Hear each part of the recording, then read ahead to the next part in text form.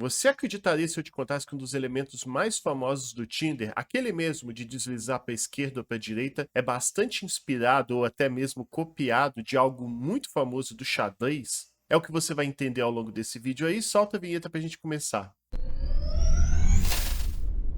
E aí, meu amigo e minha amiga, sou o Lucas do Universo Discreto e no vídeo de hoje eu vou falar sobre sistemas de ranqueamento, que por esse nome até parece algo muito chato, mas confia em mim que vai ficar interessante. Sistemas de ranqueamento são métodos usados para comparar entre objetos, pessoas, baseado em alguma regra, em algum critério específico. Talvez você já tenha visto aquela cena do filme A Rede Social, em que Mark Zuckerberg e o Homem-Aranha criam um site que funciona como um jogo, onde os usuários precisam escolher o rosto mais atraente entre duas pessoas. Parece inofensivo até você pensar que a criação desse site envolveu invadir os servidores da Universidade de Harvard para coletar fotos dos estudantes sem a permissão deles. Ah, Mark Zuckerberg, você não mudou nada. Enfim, não quero gastar tempo falando de tudo que o Mark Zuckerberg fez de errado que a gente sabe, até porque senão esse vídeo vai ter umas 6 horas, e eu queria focar as minhas atenções para as anotações que o amigo do Zuckerberg, o personagem do brasileiro Eduardo Saverin, fez.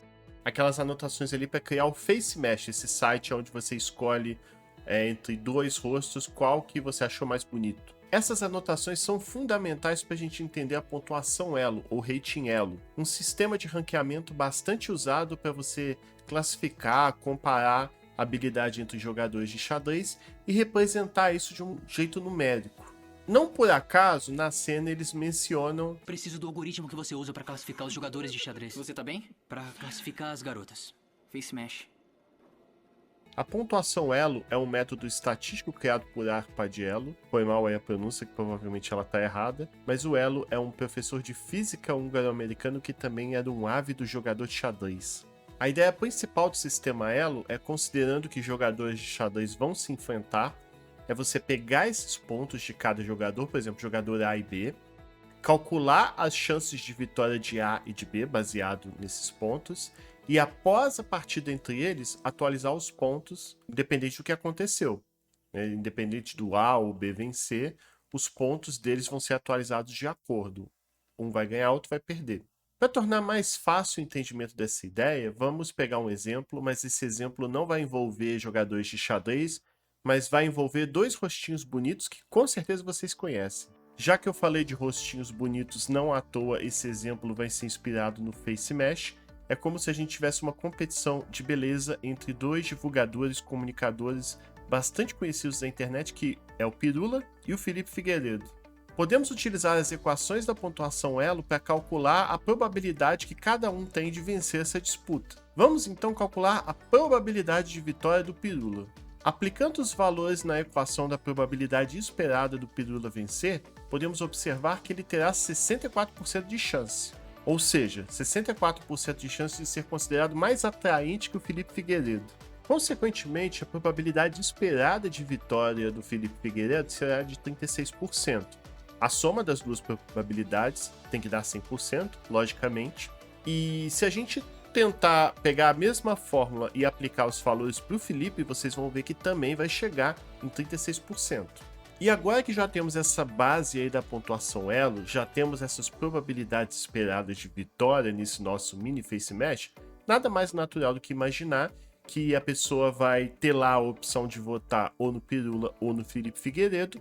E o que vai acontecer é que, se a pessoa votar no Pirula, os pontos do Pirula vão ser atualizados para cima e os do Felipe para baixo. E da mesma forma, se a pessoa votasse no Felipe, os pontos seriam atualizados para cima do Felipe e para baixo do Pirula, mas de um jeito proporcional, já que como o Felipe Figueiredo está com pontos abaixo, a probabilidade esperada dele vencer é menor.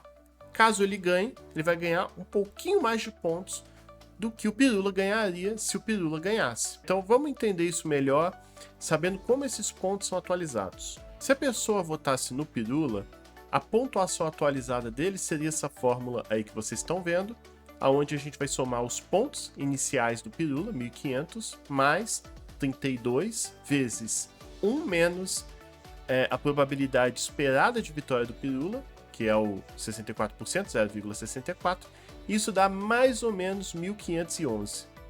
Então, o total de pontos do Pirula era 1.500, passou para 1.511. E com uma fórmula muito parecida, a gente também atualiza os pontos do Felipe. A gente vai pegar os pontos que o Felipe tinha inicialmente, 1.400, mais 32 vezes 0 menos 0,36. Esse 0,36 é a probabilidade esperada de vitória do Felipe, que dá mais ou menos 1.388 pontos. Então, os pontos do Felipe caíram de 1.400 para 1.388. E vocês notaram que na fórmula do Pirula tinha 1 e na do Felipe tinha 0? Pois é, a fórmula do Pirula tinha o 1 ali, pois o Pirula ganhou, né? A pessoa votou no Pirula. O do Felipe tem o 0, pois a pessoa não votou no Felipe como esse rostinho mais bonito, esse rostinho mais atraente. Com isso, o Pirula subiria nesse ranking de beleza entre divulgadores científicos, enquanto o Felipe desceria alguns pontos, talvez perderia algumas posições aí. Ah, Lucas, mas o que aconteceria com os pontos se a pessoa tivesse votado no Felipe ao invés do Pirula? Vamos olhar as fórmulas. As fórmulas são quase as mesmas, a única diferença é que na equação do Pirula agora surgiu um 0, já que a pessoa votou no Felipe, e na fórmula de pontos atualizados do Felipe surgiu o 1 ali, pois a pessoa votou nele. Com isso, o Pirula desce alguns pontinhos e o Felipe ganha alguns pontinhos. Não o suficiente para ultrapassar o Pirula, mas ganha alguns pontinhos. Algo essencial nessa fórmula é que ela é proporcional no seguinte sentido. Se a probabilidade esperada da pessoa vencer é baixa e ela ganha, ela acaba somando muitos pontos. Se a pessoa que vence já tinha uma probabilidade esperada de vencer grande, ela já não ganha tantos pontos assim. Então ela acaba sendo razoavelmente justa. Talvez você tenha ficado um pouco curioso sobre alguns valores que aparecem nessas fórmulas, como é o caso do 400, quando a gente calculou a probabilidade esperada, e o 32, que surgiu quando a gente estava atualizando os pontos. Esses valores foram definidos pelo Arpadiello como bons valores para representar jogadores de xadrez, situações que envolvem jogadores de xadrez. E a gente muda esses valores se a gente estiver lidando com outros tipos de jogos. Mas sem desviar o foco, falando ainda do caso aqui de jogadores de xadrez. O 400, ele ajuda a equilibrar essa probabilidade esperada. Então, dependendo do total de pontos do jogador A e do jogador B, esse 400 ajuda a equilibrar bem a probabilidade de vitória. Eu não sei exatamente como que o Elo achou esses valores, mas ele definiu que isso é bem calibrado quando o assunto é xadrez. Já o 32, ele tem a ver com o tanto de pontos que a pessoa vai ganhar ou vai perder de acordo com as partidas. O 32 é um valor equilibrado para isso.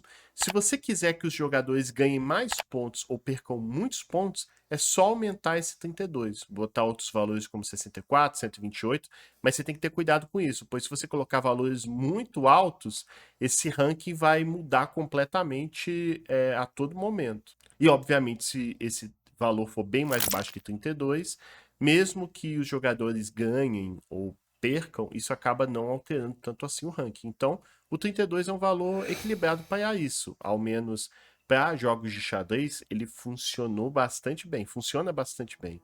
Então, como vocês viram, a pontuação Elo surgiu por conta do xadrez, mas ela é facilmente adaptada para outros contextos, às vezes é muito modificada. E um belo exemplo de uso é os videogames. League of Legends, Overwatch, World of Warcraft e Age of Empires 2 são exemplos de jogos que já usaram ou usam a pontuação Elo e suas variações, às vezes bastante modificada para contemplar uma série de aspectos dos jogos para se adequar em contextos bem mais complexos. Outra aplicação da pontuação Elo já num contexto muito mais modificado, mais complexo, é aquele famoso ranking de seleções da FIFA. Sim, aquele que você vive reclamando. Como é que é possível tal seleção, tipo o Brasil, tá há tanto tempo se não tá ganhando nada? Como é que pode a Argentina, não sei o quê? Enfim, ele também se baseia no Elo, mas ele precisa contemplar uma série de outras coisas, pois não faz muito sentido você considerar o peso de um amistoso igual ao peso de, sei lá, final da Copa do Mundo. Você também precisa dar um peso maior ou menor se a partida é dentro de casa, fora de casa. Talvez você esteja pensando, tem tantas distorções, então já não, talvez o Elo já não seja tão bom assim. A FIFA vive modificando esse ranking para, enfim, tentar ser justo, equilibrado, mas a culpa não é do Elo não, tá? A culpa é da FIFA. E aí chegamos num ponto fundamental desse vídeo, pois por muito tempo até mesmo o Tinder chegou a usar um cálculo baseado em elo para ranquear os perfis das pessoas que usam essa rede.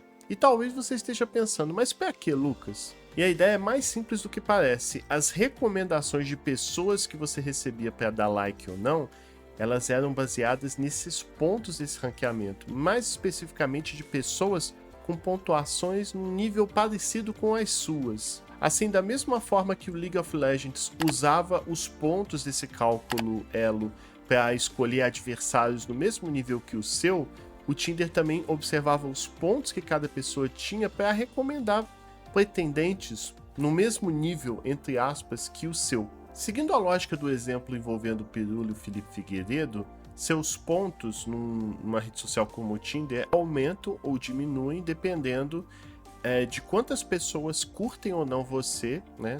Enfim, aquela coisa de deslizar para esquerda ou para direita. E quando uma pessoa curte você e essa pessoa já tem muitos pontos no Tinder, isso acaba dando um peso, um impacto maior para que você receba muitos pontos também. Assim sendo, por mais que você se esforce para criar o perfil mais interessante do mundo, sei lá, um blogueiro de viagens e fotógrafo que viaja o mundo com seu belíssimo Golden Retriever, que coleciona vinis, ativista ambiental, sei lá, o perfil que talvez soe o mais interessante possível para essa rede. Por mais que você faça tudo isso, e isso tenha algum impacto, não vou mentir para vocês, é lógico que você montar um perfil bem feitinho provavelmente acaba impactando positivamente. O que acaba importando de fato é o tanto de pessoas que curtiram ou não você, o nível, entre aspas, nessa pontuação das pessoas que curtiram você ou não, essa comparação, é isso que acaba tendo um peso maior de fato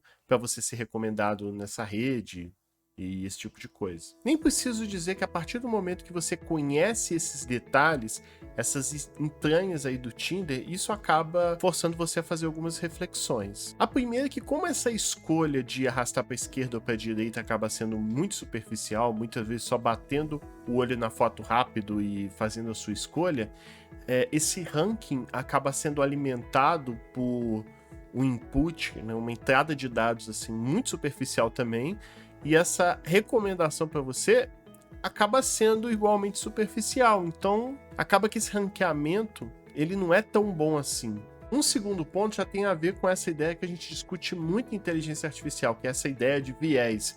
E aqui a gente pode definir uma espécie de viés de atratividade, pois se a gente imaginar todo mundo sendo baseado em pontos, você acaba criando algumas distorções, como se, por exemplo, no topo de cima desse ranking você formasse um clubinho de pessoas consideradas extremamente atraentes, que elas só vão receber recomendações de perfis entre elas, e você acaba formando um outro clubinho na parte de baixo, de pessoas consideradas menos atraentes, que só vão se recomendar umas às outras. Acaba surgindo uma espécie de barreira ali no meio, praticamente intransponível, o que também é um pouco esquisito você parar para pensar um pouco mais a respeito disso. Por fim, é um pouco estranho você pensar nessa ideia de pontos de atratividade entre as pessoas.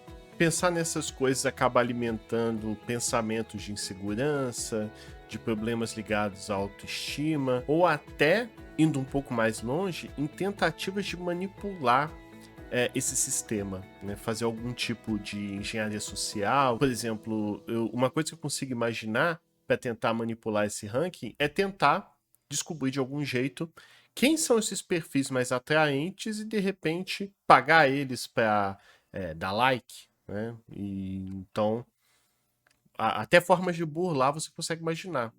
Por conta desses e outros problemas, o pessoal do Tinder, segundo eles deixaram de usar esse cálculo baseado em elo e passaram a usar um outro método que eu até vou ler aqui para vocês porque ele é meio complicado. Eles usam um tal de sistema dinâmico que considera continuamente como você está interagindo com outras pessoas no Tinder por meio de curtidas, descurtidas e o que está nos perfis dos membros. é algo que parece dizer muita coisa, mas meio que não diz nada. E também algo que não parece nada transparente. Mas transparência, vocês realmente esperam transparências de grandes empresas de tecnologia, especialmente detalhes que são importantes sobre os algoritmos usados? Ah, para, né? E até para concluir esse vídeo na linha desse ponto que eu acabei de comentar, eu consigo fazer uma analogia com restaurantes. Sabe aquela coisa que a gente costuma dizer sobre restaurantes que, se você conhecesse a cozinha daquele restaurante, você provavelmente nunca comeria lá? Então, com algoritmos é parecido. Se a gente realmente conhecesse os detalhes do que os algoritmos estão fazendo e tudo mais, a gente pensaria 2 vezes antes de continuar a usá-los. Tem até um exemplo, já que não sei se vocês acompanharam, mais ou menos recentemente o Twitter divulgou uma série de algoritmos explicando alguns detalhes sobre como recomenda tweets, esse tipo de coisa, e tem um trecho do código que até hoje não ficou muito claro, mas parece que o Twitter ele divide em 4 categorias as contas. Isso é feito para coleta de estatísticas. Eu não sei se esse tipo de divisão é usada para outras coisas, mas os tweets, na verdade, os perfis, o famoso twitteiro, ele é dividido em 4 grupos. Um primeiro grupo chama Elon, que pelo que fica meio implícito é um grupo de uma pessoa só, é só o Elon Musk e mais ninguém. O outro grupo, se eu não me engano, é de Stars. Acho que eram os perfis maiores, perfis verificados, enfim, algo do tipo. E os demais grupos são divididos em republicanos e democratas.